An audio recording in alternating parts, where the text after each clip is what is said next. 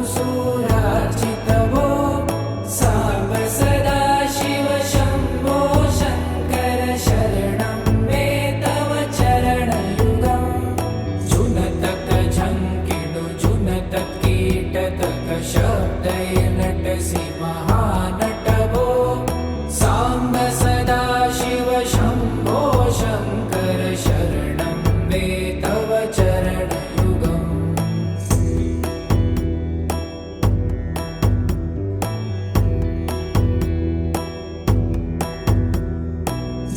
धर्मस्थापन दक्ष त्रक्ष गुरु दक्ष